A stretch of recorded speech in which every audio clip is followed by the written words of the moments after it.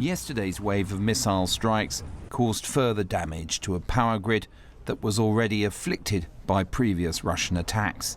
The new Russian strategy responds to losses on the battlefield with a targeting of gas, water and above all electrical infrastructure designed to harm millions of Ukrainians as winter's cold begins to bite. Before the bombing yesterday, we had around 40% of energy infrastructure damaged, which is quite a lot. And yesterday, according to the information, we have 50 more energy objects damaged, which is also very painful. We caught up this afternoon with Maria Karapata in Kyiv. With no power at home, she'd gone elsewhere to work and indeed to speak to us.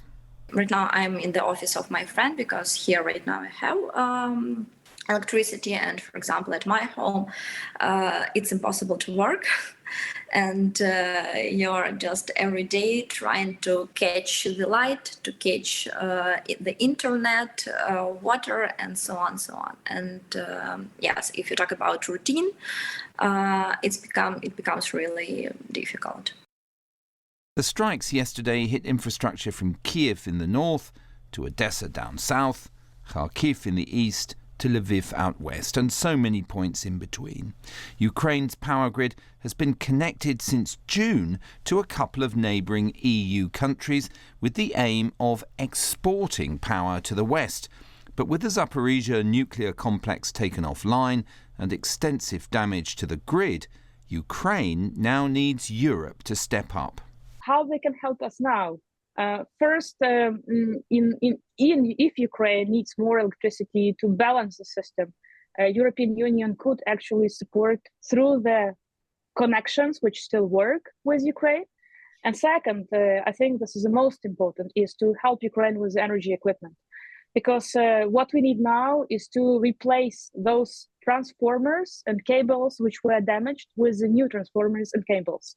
And here actually everybody could help. Soon after the war started, during last winter, millions left Ukraine seeking safety abroad. Starved of heat, it could happen again in the coming months. But Maria Karapata will stay, having tried life outside back then, an example of the Russian strikes strengthening rather than undermining resolve. I can't even imagine what can happen or what Russia can invent somehow to divide us or to change our opinions, because it was clear from the very beginning of the war. And right now, with the all support of the world, of our allies, so we have more power and more strength and more capacity to win this victory, to win this war. In places yesterday, the Ukrainians did shoot down some incoming missiles, and that's an area where Western countries today pledged to provide more help. The deliberate targeting of the civilian power grid, causing excessive collateral damage and unnecessary suffering on the civilian population, is a war crime. With the onset of winter, families will be without power and, more importantly, without heat. Basic human survival and subsistence is going to be severely impacted.